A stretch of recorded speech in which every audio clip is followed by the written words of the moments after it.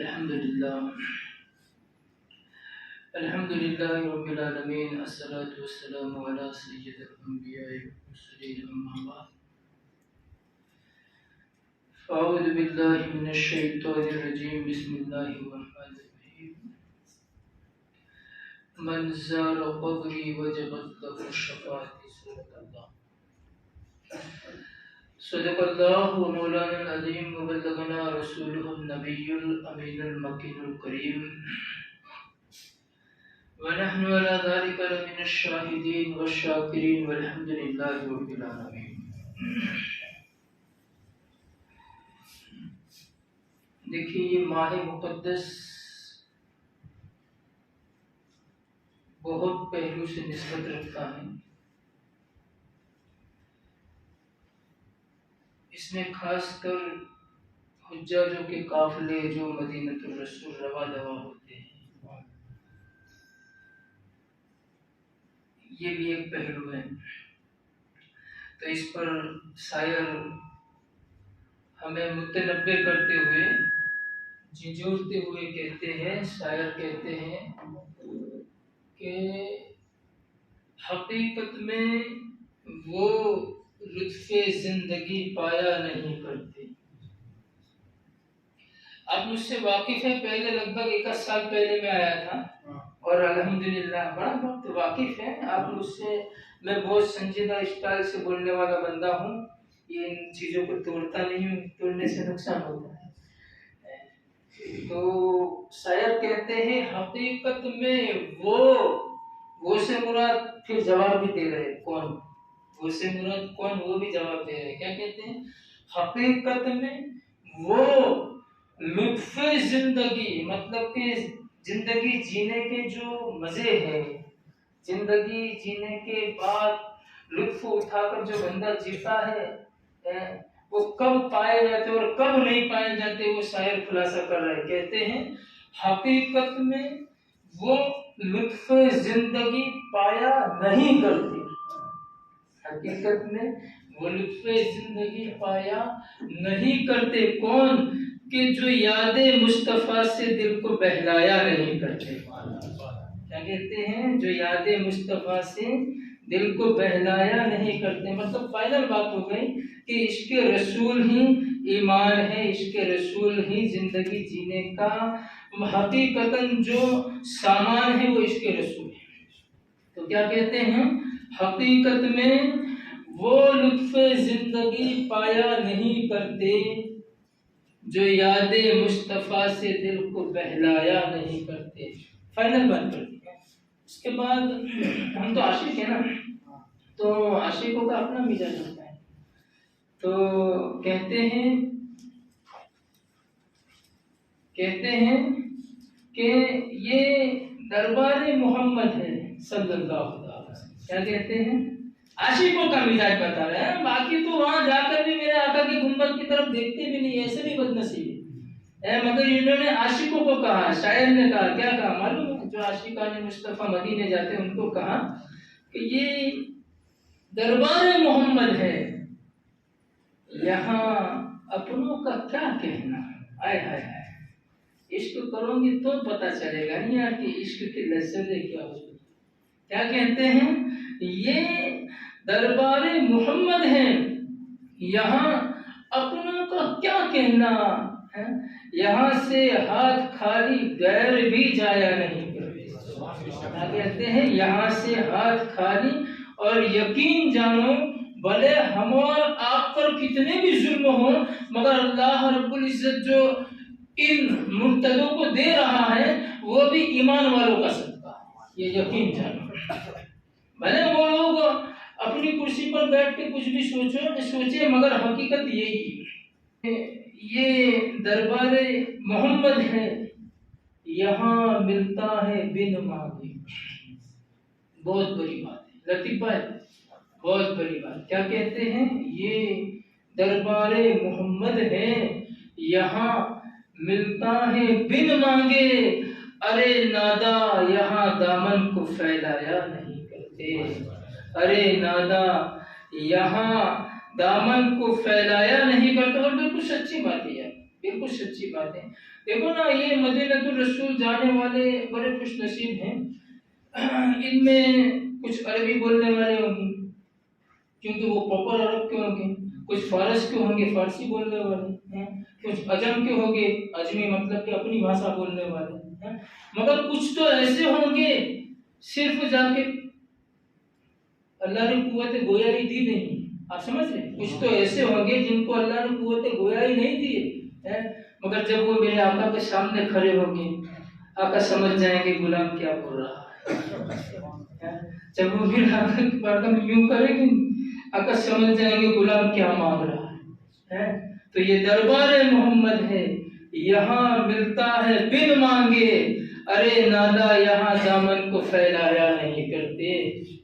اور پھر ہم سب عاشقان مصطفیٰ جن کو اللہ کبھی موقع دیتا ہے تو ہم کیا اپنی رودادوں کے پوٹلے لے کر جاتے ہیں، مطلب اپنی جو کہانیاں ہیں بچپن سے لے کر ابھی تک ہم نے جو سنبھال کے رکھی ہیں یہ سوچ کے جاتے ہیں کہ ہم ہمارے آقا کے بارگاہ میں جائیں گے تو یہ کہیں گے یا رسول اللہ سے یہ کہیں گے آقا لوگ اس طریقے سے ستا رہے ہیں کہ نہیں، ہم ہماری روداد کی مطلب کہ گٹھریاں باندھ کے بیٹھے ہیں، مگر جو جانے والے ان کو شاعر کہتے ہیں کہ ارے وہ نہ سمجھ قربان ہو جائے ان کے روزے پر، جو گئے ہیں ہم تو جائیں گے تب کی بات ہے نا، مگر جو گئے ہیں ان کو شاعر کہتے ہیں ارے او نہ سمجھ قربان ہو جا ان کے روزے پر، کیونکہ یہ لمحے زندگی میں بار بار آیا نہیں کرتے، یہ لمحے زندگی میں بار بار آیا نہیں کرتے۔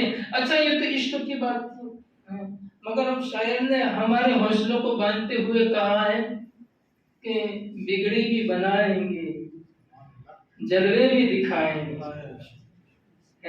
یہ تو عشق کی بات تھی نا، اب شاعر ہمیں حوصلہ دے کر کہہ رہے ہیں کہ بگڑی بھی بنائیں گے جلوے بھی دکھائیں گے، گھبراؤ نہ دیوانوں سرکار بلائیں گے، گھبراؤ نہ دیوانوں، یقیناً کبھی نہ کبھی تو زندگی میں ہمارے لیے بھی وہ وقت آئے گا کہ ہم مدینۃ الرسول جائیں گے، تو کہتے ہیں گھبراؤ نہ دیوانوں سرکار بلائیں گے، اور معلوم ہے ہم جب مدینے جائیں گے تو ہماری کیفیت کیا ہوگی، اسے بھی شاعر کہتے ہیں کہ ہم مسجد نبوی کی دیکھیں گے میناروں کو انشاءاللہ، ہم مسجد نبوی کے دیکھیں گے میناروں کو اور گنبد خضرا کے پرنور نظاروں کو انشاءاللہ، پھر کہتے ہیں انشاءاللہ ہم جا کے مدینہ پھر واپس نہیں آئیں گے، بس گھبراؤ نہ دیوانو سرکار بلائیں گے۔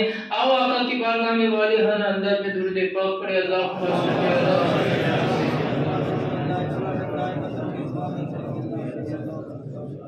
علی اللهم صل على سيدنا مولانا محمد نور الانوار وسر الاسرار والسيد الابرار یا سیدی یا حبیبی یا مصطفیٰ صادق الوعد الامین صلی اللہ تعالی علیہ وسلم۔ آقا کے دیوانوں، ہم سب عاشق مصطفیٰ ہیں، یہ فائدہ اور یہ ہمارا نصیبہ ہے کہ اللہ نے ہمیں عشق رسول جیسی دولت عطا کی، یہ ہمارے نصیب ہے۔ آپ میری بات سمجھ رہے ہیں؟ میں یہی انداز سے بولتا ہوں کیا کہ جو چیزیں یہ انداز سے دل میں اترتے ہیں نا وہ ہم نے پہلے دیکھا ہے، کبھی دعا دھڑ تقریر سے نہیں اترتی۔ تو کتنے پونے 2 بجے کا ٹائم ہے، تو یارو ایمانداری سے بولو، کبھی ہمیں بھی سرکار کی یاد آتی ہے، کبھی تو آتی ہے۔ ہم جب یہ دنیا کے ماحول دیکھتے ہیں تو ایمانداری سے بتاؤ ہمارا چہرہ کدھر جاتا ہے؟ مدینۃ الرسول ہی کی طرف تو جاتا ہے ہمارا چہرہ، اور ہم یہی کہتے ہیں کہ یا رسول اللہ آپ ہماری امداد کیجیے۔ دیکھیں نا، میں نے وہ وقت کا نام نہیں لوں گا کیونکہ وہ وقت بڑا کٹھن تھا ہمارے لیے۔ اس وقت کیا ہے کہ آپ لوگ جانتے ہیں میں نعتیہ کلام لکھتا رہتا ہوں، تو اس وقت میں نے آقا کی بارگاہ میں متوجہ ہو کر لکھا تھا کہ یا رسول اللہ بڑے ڈرتے نہیں ظالم کے ظلموں سے میرے آقا، مطلب جو ہماری عمر کے ہے، جو میں نے کیا لکھا تھا، بڑے ڈرتے نہیں ظالم کے ظلموں سے میرے آقا، مگر بچے بلک کر رو رہے ہیں یا رسول اللہ۔ یہ صحیح بات ہے، یہ صحیح بات ہے کہ بچے پھر بلک بلک کے روتے۔ تو اب حالات کچھ ایسے ہیں کہ ہمیں یقیناً جس طریقے سے آقا کو یاد کرنا چاہیے،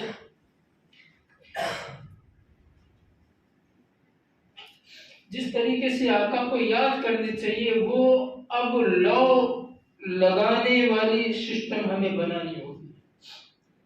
یہ نہیں کہ جب ظالم ہم پر ظلم کرے تب یاد کرے، یہ نہیں کہ جب ارضی پریشانی ہمیں گھیر دے زمین پر تب یاد کرے، یہ نہیں کہ جب ہمیں خوف اور موت کا اندیشہ، میں ایک دم کھلے شبدوں میں بولنے والا بندہ ہوں اور بنداس بولتا ہوں آپ کی دعاؤں سے، اسی لیے میں سمجھا پاتا ہوں لوگوں کو۔ پھر کیا پردے کے پیچھے اب کیا رکھا ہے یار، 36 سال کی عمر ہو گئی، اب کتنا جینا ہے دنیا میں، اب کتنا جینا ہے، آؤ نا رسول اللہ کے دین کے خاطر کچھ کرے۔ تو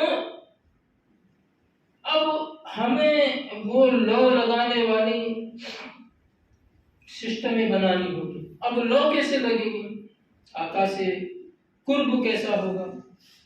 یقیناً ہم عاشق رسول ہیں، اس میں کوئی دو رائے نہیں ہے کہ بھائی چلو، مگر کہیں نہ کہیں در رسول سے دور ہے، یہ بھی سچی بات ہے، یہ بھی سچی بات ہے کہ کہیں نہ کہیں در رسول سے دور ہے۔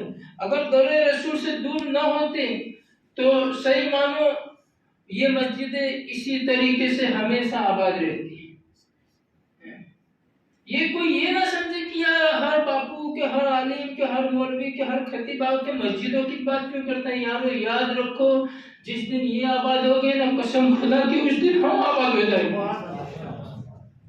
ہم آباد ہو جائیں گے۔ اس کے بعد کسی کی مجال نہیں کہ وہ ہماری طرف ہاتھ اٹھائے یا ہماری طرف آنکھ اٹھائے، قسم خدا کی۔ ہم ہمیشہ تذکرے کرتے ہیں وہ 313 تھے، ان سے پورا زمانہ کیوں کانپتا تھا؟ وجہ یہی تھی کہ وہ سچے عاشق رسول تھے، اور وقت ہوتا تھا تو وہ کچی مسجدوں کے اندر پکی قطار نمازیوں کی نظر آتی تھی یار، یہ بات ہے۔ مگر آج دیکھو، میں تو جو ہے وہ بول ہی رہا ہوں، میں تو دروازہ دیکھ کے سوچا کہ ہو سکتا ہے ٹھنڈ لگتی ہوگی، مگر اندر آنے کے بعد جب اسی چالو کی تو اللہ کا شکر ادا کیا کہ مالک تیرا شکر ہے کہ ایسی ٹھنڈک میں بھی تو نے ڈبل ٹھنڈک ہمیں دی۔ میری سوچ کچھ اور تھی، مگر اندر آنے کے بعد جب یہ ٹھنڈک والا نظارہ دیکھا تب یہ میں نے اپنے دل کی بات بتائی کہ میں نے رب کا شکر ادا کیا کہ مالک تیرا شکر ہے۔ اب بولو، اتنے سامان مہیا ہونے کے بعد بھی اگر ہم ایسی معجز اور متحر جگہ سے دور رہیں گے تو آپ اور ہمیں خود یہ فیصلہ کرنا ہے کہ پھر ہمارے حالات کیا ہوگی۔ ایک بات میں آپ لوگوں سے پوچھ کر اس کا جواب نہیں مانگوں گا، مگر جو میں بتا رہا ہوں اس کا جواب آپ اپنے دل کو گھر جا کر دینا۔ یقین جانو مسلمانوں، آپ گھر جا کر یہ سوچنا تنہائی میں بیٹھ کر کہ پوری دنیا میں ہم کہیں بھی گھوم لیں، مگر جتنا سکون ہمیں مسجد میں اور اللہ کے ذکر میں ملتا ہے اتنا کہیں نہیں۔ تو پھر کیوں نہ ہم لوگ تھوڑا قرب مصطفیٰ حاصل کریں گے۔ یہ قرب مصطفیٰ کی پہلی سیڑھی ہے نماز، کیونکہ آقا نے فرمایا کہ نماز میری آنکھوں کی ٹھنڈک ہے۔ تو جب ہم مصطفیٰ کو ٹھنڈک پہنچائیں گے تو بتاؤ میرے کریم ہم پر کبھی آنچ آنے دیں گے؟ ایمانداری سے بولو یار، آقا کریم ہم پر کبھی آنچ آنے دیں گے؟ ارے یار ابھی تک آنچ نہیں آنے دی جبکہ ہم نے کوئی بات نہیں مانی۔ ایمانداری سے بولو یار، آج تک ہم نے کیا مانا ہے آقا کا؟ میں میری بات کروں، آپ کو چھوڑو، میں میری بات کروں۔ میں اگر اپنی زندگی کو یوں مطلب کہ ہلا کر دیکھوں تو حقیقت میں میں نے خود اتنی باتیں نہیں مانی سرکار کی جتنی ماننی چاہیے. آپ کو تو چھوڑو، اگر آپ کو بولوں گا تو پھر کہیں گے کہ مگر میں اپنی بات کروں. پھر بھی کرم ہے کہ نہیں؟ پھر بھی کرم ہے کہ نہیں؟ ہر بلاؤ سے حفاظت کہاں سے ہوتی ہے؟ مدینے کے صدقے میں ہوتی ہے. یاد رکھنا، کوئی کتنا بھی برا بولنے میرے نبی کا، مگر اس سے کوئی فرق نہیں پڑنے والا. کیونکہ جو رب ہے جس نے یہ کہا ہے کہ میں خود الحمدللہ رب العالمین، جو رب خود کہتا ہے کہ تمام تعریف اللہ کے لیے، کس لیے؟ کہ اس نے تمام جہانوں کو پیدا کیا. وہ رب خود کہتا ہے کہ وما ارسلناک الا رحمۃ للعالمین، اے میرے محبوب ادھر میں نے پوری دنیا کو پیدا کیا تو اس دنیا کے لیے تجھے رحمت بنا کے بھیج دیا. یہ فائنل بات ہے، یہ فائنل بات ہے. جو دنیا رب نے بنائی اس کے لیے رحمت کس کو بنا کر بھیجا؟ ہمارے آقا کو بنا کر بھیجا.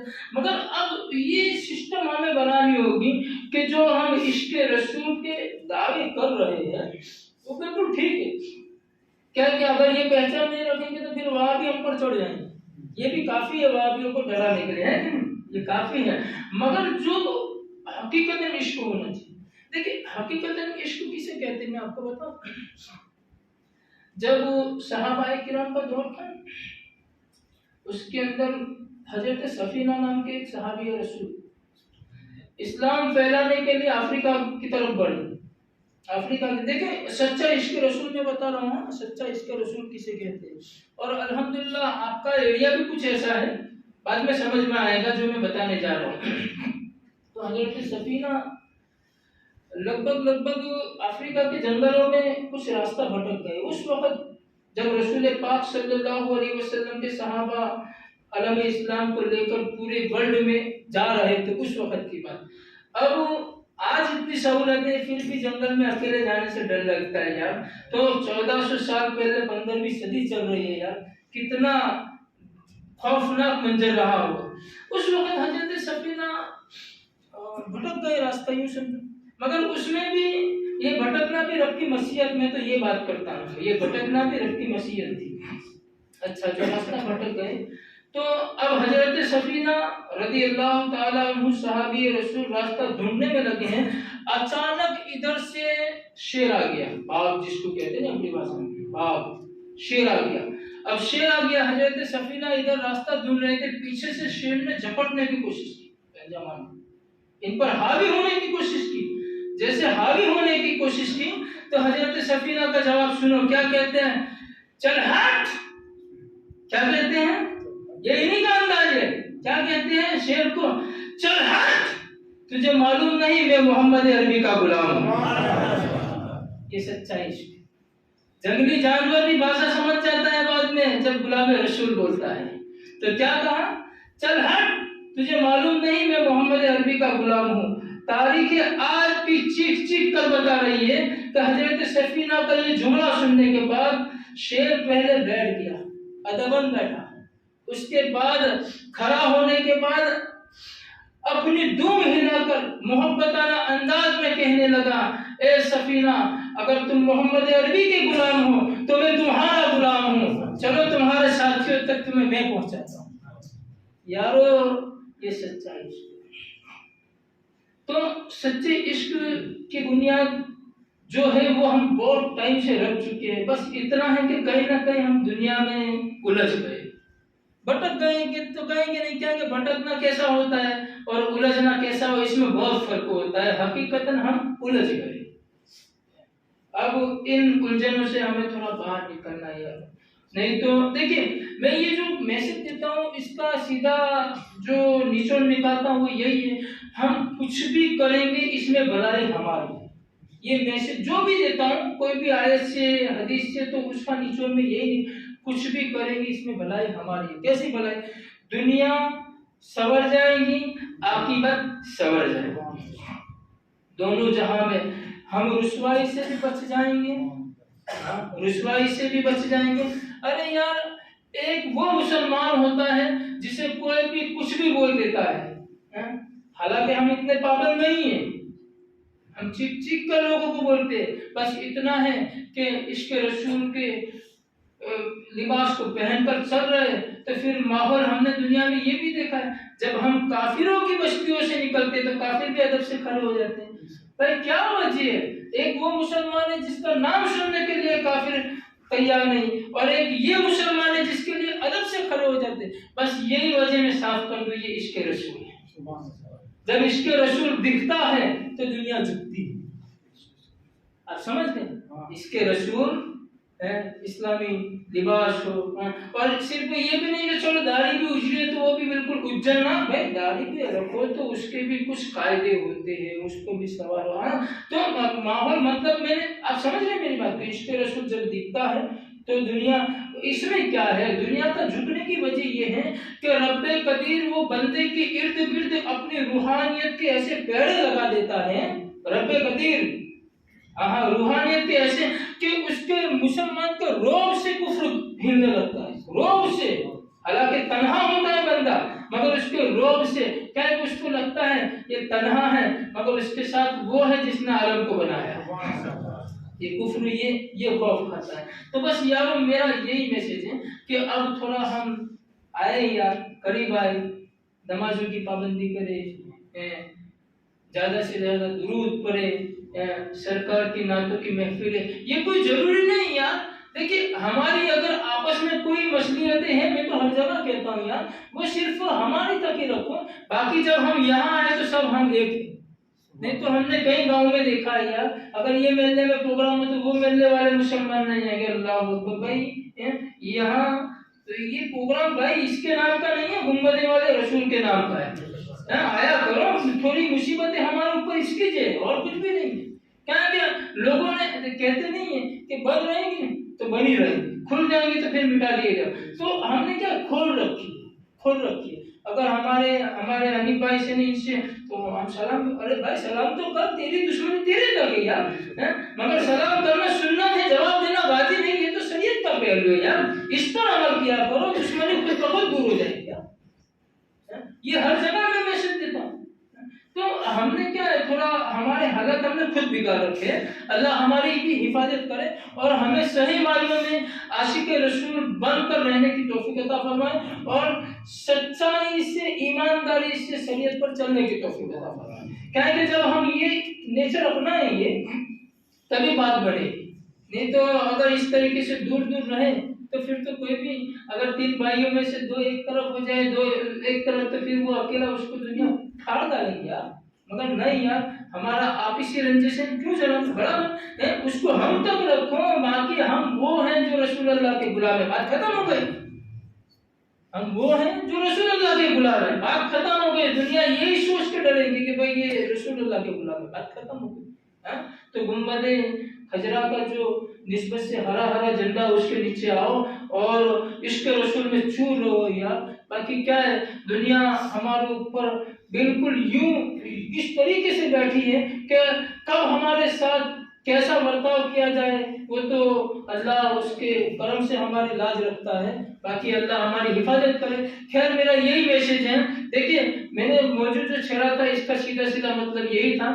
آقا فرماتے ہیں منظر و قبری وجبت گور شفاعتی. میں نے حدیث تو پڑھی مگر ترجمہ نہیں کر پایا ہوں، ترجمہ کر دیتا ہوں. میرا آقا فرماتے ہیں جس نے میرے قبر کی زیارت کی اس پر میری شفاعت واجب ہے. یہ سرکار نے فرمایا. اب ہماری پوزیشن یہ تو نہیں کہ ہم گنبد خضرا تک جائیں کیونکہ غریب ہے، حالات تھوڑے ساتھ نہیں دیتے. کیا ہے، ایک بنتی ہے دوسری بگڑتی ہے، ایک اس طریقے سے دنیا کا دستور ہے. تو بہت مشکل ہے ہم غریبوں کے لیے جانا. مگر ایک وظیفہ دوں، انشاءاللہ گنبد خضرا والے سے سیدھی ملاقات ہو جائے گی. گنبد خضرا والے سے سیدھی ملاقات ہو جائے گی. اور یہ میں نہیں کہتا، خود مکین گنبد خضرا نے کہا ہے، میرے آقا نے کہا ہے، یہ میں نہیں کہتا. اگر میری بات ہو تو بعد میں کوئی کہہ سکتے ہیں یار اور سب تو آتے نہیں مائک پکڑتے بول، ارے بولنا آتے نہیں. میرے آقا نے فرمایا ہے، اللہ کے رسول فرماتے ہیں کہ جس کو سب سے زیادہ میرا قرب پانا ہے، جس کو سب سے زیادہ میرے قریب ہونا ہے، وہ سب سے زیادہ مجھ پر درود بھیجے. وہ جتنا درود بھیجے گا وہ اتنا میرے قریب ہے. یہ میرے آقا نے فرمایا. تو ہو سکے جتنا ہو سکے اتنا درود پڑھو. انشاءاللہ سرکار نے فرمایا ہم عشق رسول میں بھی جھومیں گے, قرب رسول میں بھی ہوں گے, اور پھر انشاءاللہ وہ وقت بھی آئے گا خواب میں بھی سرکار کا دیدار ہوگا, اور رہی زندگی اور رہا ان کا کرم تو حیات زندگی میں گنبد خضرا کا دیدار ہوگا. بس خود بھی شیر چمن پھول چنے ساز رہے, باغ با جاتا ہوں میں گلشن تیرا آباد رہے. السلام علیکم ورحمۃ اللہ وبرکاتہ.